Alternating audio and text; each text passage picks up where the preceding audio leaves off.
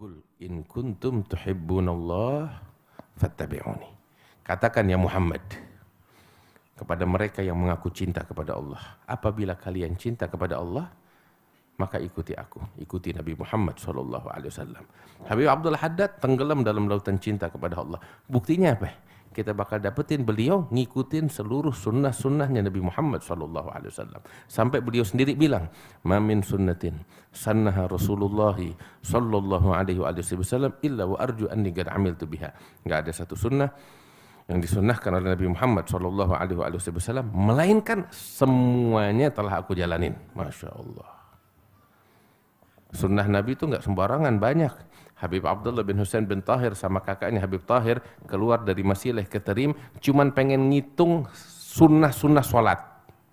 Ngitungin sunnah-sunnah sholat, ya itu karena perjalanannya kurang lebih, kalau jalan kaki sekitar 1 jam lebih kurang dari Masileh ke Tarim, ya dihitung 1000 sunnah. Itu sunnah sholat doang. Kalau perjalanannya sampai ke Inat mungkin bisa sampai 2000. Tapi karena cuman ke Tarim, perjalanan kurang lebih 1 jam, kehitungnya 1000. Inat lebih jauh lagi. Gitu, bisa sampai 2000 bisa kehitung. Ini baru sunnah sholat. Guru kami, Al-Habib Muhammad Sa'ad bin Alwi Al-Idrus, mau ngumpulin 1000 tuh nggak bisa. Cuma bisa mencapai 500 doang. Begitu. Ya memang ilmu orang beda-beda. Habib Abdullah bin Husain ngitung sampai 1000 sunnah. Al-Habib itu baru di sholat. Belum yang lain-lainnya. Habib Abdul Haddad bilang nggak ada sunnah yang disunnahkan Nabi Muhammad, melainkan anda udah kerjain, anda udah amalin. Ini bukti kecintaan beliau kepada Allah, bukti kecintaan beliau kepada Rasulullah sallallahu alaihi wasallam. Sampai tahu apa?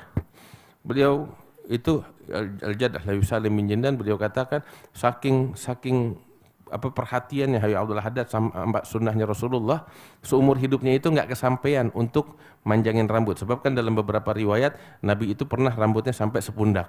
Dan memang keadaan di Hadramaut itu nggak mendukung gaya semacam itu, gaya rambut semacam itu, gitu. Tapi ini salah satu bagian sunnah. Sampai akhirnya ketika beliau merasakan kematian udah dekat, beliau sengaja panjangin rambutnya, sehingga wafatnya itu rambutnya panjang Habib Abdul Haddad sampai ke pundak. Kenapa? Hanya demi untuk mengikuti sunnahnya Nabi Muhammad SAW. Wafat seperti itu, jalan sunnah. Tahu lagi ada yang lebih istimewa apa tahu?